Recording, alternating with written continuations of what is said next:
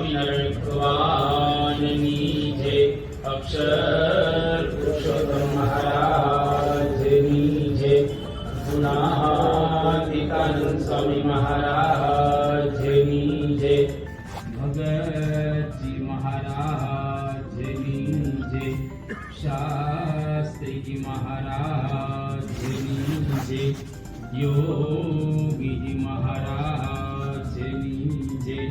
પ્રમુખ સ્વામી મહારાજની જય.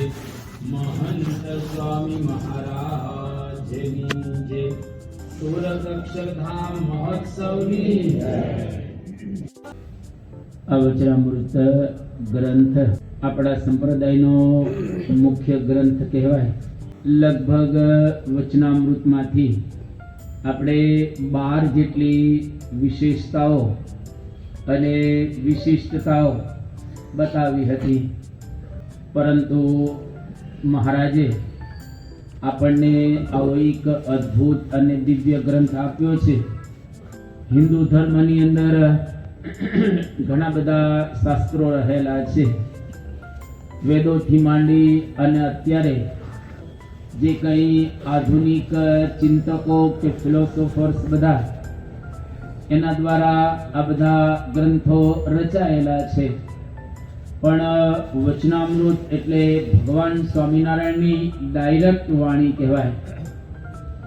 મદરૂપમ ઇતિ મદવાણી માન્યયમ પરમ આદરાત, એટલે કે ભગવાનનું સ્વરૂપ ભૂત આ વચનામૃત રહેલું છે. એમાંથી એક વચનામૃત આજે આપણે વાંચવા જઈ રહ્યા છીએ. ત્યારે આ વચનામૃત છે કાર્યાણીનું 9મું વચનામૃત, જેનું ટાઇટલ છે પાડા ખારનું.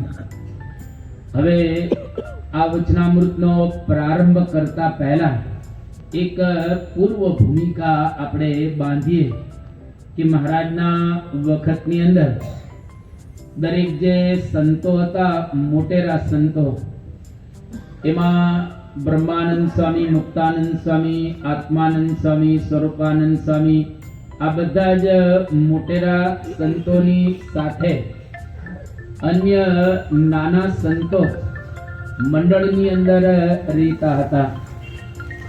એમાં મુક્તાનંદ સ્વામી ના મંડળની અંદર 60 સંતો રહેતા હતા અને બ્રહ્માનંદ સ્વામીના મંડળની અંદર પણ 60 સંતો રહેતા હતા. હવે એક સાધુ, જેને સાધુના આશ્રમની અંદર મજા નહોતી આવતી હતી, એટલે એને ઘરે જવાના સંકલ્પ થતા હતા. અને બ્રહ્માનંદ સ્વામીના મંડળનો સાધુ હતો, એટલે સેજે સેજે બ્રહ્માનંદ સ્વામીને વાતો કરી અને એનું મન શાંત નહોતું થતું. અને દરરોજ એવો ઉચ્ચાટ રહ્યા કરે કે આપણે ઘરે જતા રહેવું છે, અહીંયા આગળ સાધુના આશ્રમમાં રહેવું નથી. ઘણા બધા સંતોના જીવનની અંદર પણ તમે બધાએ પણ જોયું છે, અને અમે તો જોઈ જ હોય સ્વાભાવિક રીતે. કોઈકને ન ફાવે તો પાછા ગૃહસ્થ આશ્રમની અંદર ગોઠવાઈ જાય, કંઈ ખોટું નથી, સત્સંગમાં રહેવા જોઈએ. તો આ સાધુને એવી ઈચ્છા કે આપણે ઘરે પાછા જતા રહેવું છે. એટલે મુક્તાનંદ સ્વામી પ્રત્યે એમને હેત. એટલે મુક્તાનંદ સ્વામીને કહ્યું કે સ્વામી, ઘરે જવાનો મને સંકલ્પ થાય છે. હવે મારાથી સાધુના નિયમ ધર્મ બરાબર સચવાતા નથી, કારણ કે અહીંયા આગળ કાચી જેલ છે. જે પાકી જેલ હોય ને એ જુદી, અને અહીંયા આગળ કાચી જેલ છે. તમને લાગે કે સંતો હરે છે, ફરે છે, ખાય છે, પીવે છે, પધરામણી જાય છે, ગાડીઓ, બંગલા, હાથે બીજું ત્રીજું મંદિરો તમે બધા જુઓ છો, એટલે તમને ધામધૂમ લાગે. તમે કણાદની અંદર આવો ને જો કહો સંતો તો બાકી જમાવટ છે, એટલે તમને આમ બધી ધામધૂમ લાગે. પણ ત્યાં રહો ને તો ખબર પડે કે કેવી ધામધૂમ રહેલી છે. સંતોએ પોતાનું કશું જ આમ કરવાનું નહીં. તમે જો મન ધાર્યું મૂકવું ને એ સૌથી અઘરો વિષય રહેલો છે. મનનું ગમતું કરવું હોય તો દરેકને મજા આવે, પણ મનગમતું છોડવાનું હોય એમાં કોઈને ગમે નહીં.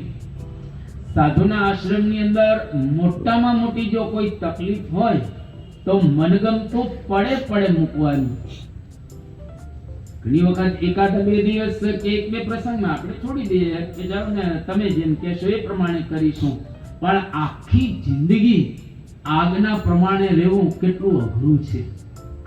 અને પાછા નિયમ ધર્મ સાચવવાના, હરિભક્તોને સાચવવાના, મંડળોની અંદર જવાનું, સાજા માંદા સંતો થાય એમાં એમને કઈ જવાનું ન થાય એવું ન બને, એને પોતાની ફરજ બજાવવાની.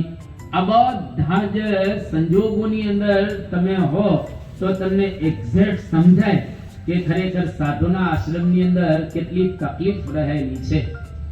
અમને તમારો આશ્રમ ન સમજાય અને અમારો આશ્રમ તમને ન સમજાય.